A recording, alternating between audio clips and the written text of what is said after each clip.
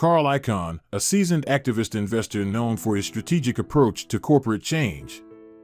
With a track record spanning decades, he has challenged the norm in the business world, advocating for long-term value creation through his unique approach. I wanted to get your take, just straight up and down, as to whether you think you are contributing to short-term behavior or long-term behavior. Well, I think that activists aren't all the same. There are many different types and many different kinds. And for my way of looking at it, over the years, and one of the reasons I came is Andrew called me up and said, you know, they all talk about short-termists, and you've held all of these stocks so long, you ought to come and talk about it at the Deal Book. And I generally don't do this, but I made a list.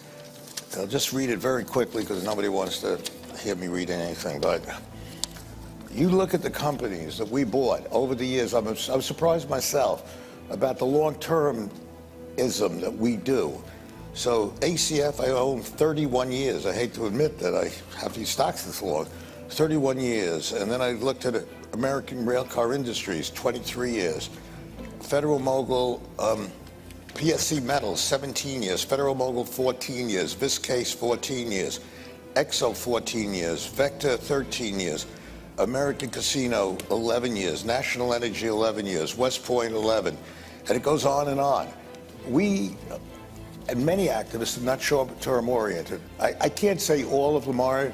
It depends. I mean, if you have partnerships and people want to get returns, I guess you have to be somewhat short-term oriented. But the real money that I made over the years is holding companies for 7, 8, 9 years and keeping them. I look back, we bought casinos, and you got to buy them when nobody wants them, really. I mean, that's the real secret. You buy things. It sounds very simple, but it's very hard to do. When everybody hates it, you buy them. And then when everybody wants them, you sell it to them. Carl Icahn highlights a long-term investment strategy, discussing his success in holding stocks for extended periods, capitalizing on buying when unpopular, and selling during high demand. He acknowledges variations among activists and the importance of timing in achieving substantial gains. And that's what we do. And we go in and we clean up a company. There are many companies in the country that are very well run, but many are terribly run. And you don't have corporate democracy. You still don't. So you have people that run companies that aren't bad people, but shouldn't be running the companies. They're way over their heads. Or they have different agendas. So if you think about it, this is corporate America. If your uncle left you a vineyard, a beautiful apple orchards, beautiful farm. They left you the vineyard, said, congratulations, that's great, you're going to be on the vineyard, you're going to enjoy yourself, have all this money rolling in. And then 8 months later, you see your friend, I see Andrew, I said, what happened? How you doing? Terrible, terrible. I said, Andrew, well, what's the matter? He said, oh, the vineyard's okay, it's nice, but the manager, the guy that manages it, he plays golf all day. He has a plane that he rents for himself and his parties for his girlfriends, and he really doesn't do any work, and he sells little pieces here and there, and he won't give me any money. I said, what are you, crazy? Get the police and kick him off. But that's corporate America for a lot of it. You go to corporations, and this is how they act, and they believe that they own these companies, and they don't really care. And the reason I made so much money over the years is that you hold these people accountable. And it's amazing. And some of these boards are good. You know, the boards are usually buddies with the CEO, but a lot of them listen to us after you get there for a year or two. And the reasons we make all this money, not I'm a brilliant stock picker.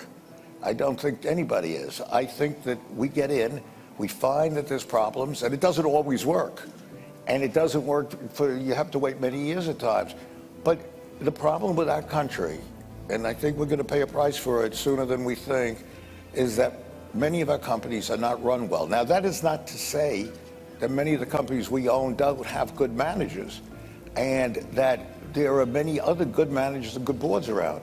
But if you ask me the future and what we think here, that we're walking into a minefield with what's going on with the Fed. I mean, we can go on and on about this, but I think we got problems.